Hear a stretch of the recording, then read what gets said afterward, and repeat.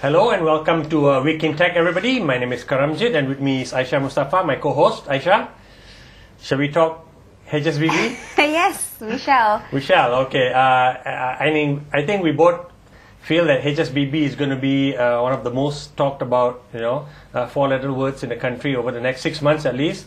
Although Aisha prefers Unify, right? That's what it's called, yeah. Yeah, it's called Unify. Yeah, pretty cool. The symbol actually, the logo looks a little bit like the U Mobile logo also, yeah, right? It Which does, has got the smiley yeah. face. So maybe they wanted the association with that also, I don't know. But before we go to HSBB, which I think is going to be quite interesting, and in fact, I made a point to go Wednesday night for the launch, which Najib launched, at Datan Merdeka.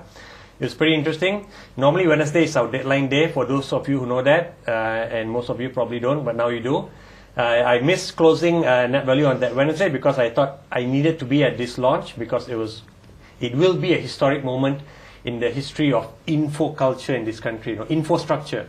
When we look back. So I said, hey, Karamjit Singh has to be there. Was it as historic as you thought it would be? No, not yet. I mean, you will look back, maybe 6 years down the road or 5 years down the road and say, so man, I was there. The event was just normal. Yeah, it was normal back. But looking back, you want to say that, hey, you were there when they actually launched it, So anyway, before we go into HSBB and Unify, the cover story for this week is on the one organization, the one group of people that me and Aisha both agree are doing the most serious R&D in the country. Dato' Wahab, CEO of Mimos, believes it's right at the cutting edge, bleeding edge, if you would believe him, and he's a very believable and enthusiastic guy. But so we were at Mimos because Wahab's contract had just been renewed in January, and I thought that would be a good platform to use to interview him about his plans for the next few years for Mimos. And the headline says the RM $1 billion man, 1 billion ringgit man, is because one of his KPIs for this year is that he wants to generate 1 billion ringgit in revenue in his terms, POs in the hand of the companies who are Mimos's technology recipients. And that's a hugely bold statement. And I said, Wahab, why are you putting your neck out there? He says, if we need to play in the global game, we cannot be Jago Kampungs anymore. We need to hold ourselves to these kind of benchmarks, and live up to them.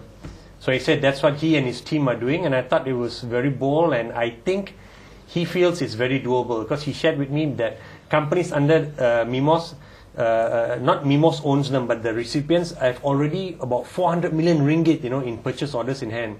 Local but this and 400 international. million is directly from the technology that they have, yeah, or is it just their company's collective revenue? No, it's actually I assume, but that's a really good question which I didn't think to ask him. But because, I assume that it's directly revenue directly from the a product that they develop out of from a technology Mimos has.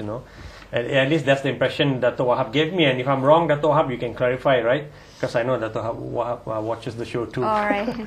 Okay, but anyway, so the 1 billion ringgit man was pretty cool. And also, as we both know, a lot of technology companies, if they're anyway half smart, their first port of call, if you want to be an entrepreneur, is to go and visit the good people at Mimos, the smart people at Mimos, and see what they're doing, and try to align the technology that you want to use with what they are doing. I think it's a huge boost for them.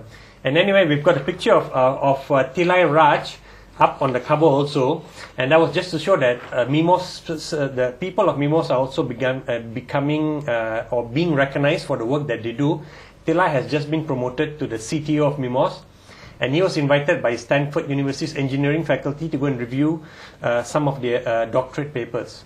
And while he was there, he was surprised that the students he was reviewing the doctorates for recognized him and said, hey, you're giving a talk tomorrow. And he said, yeah, how do you know? He said, the engineering faculty had plastered pictures of Tilai and with the talk that he's giving the next day, and saying Mimos and Malaysia, So Raj said he was really proud to see that. Oh. And the one thing after his talk, he said the one key thing people kept asking him was, hey, we didn't know that Malaysia is doing such cool things with technology. So just that anecdote that Raj shared with us. So possibly one of the few people that are actually doing interesting of course, stuff. yeah. Unfortunately, right? But I'm being a skeptic here. Sure, of course. I mean, you have every right to it's in your Gen Y DNA, so. I mean, I say what I see. Of course, yeah, absolutely, and it's crystal clear. So they're one of the few who are doing some really good cutting edge technology.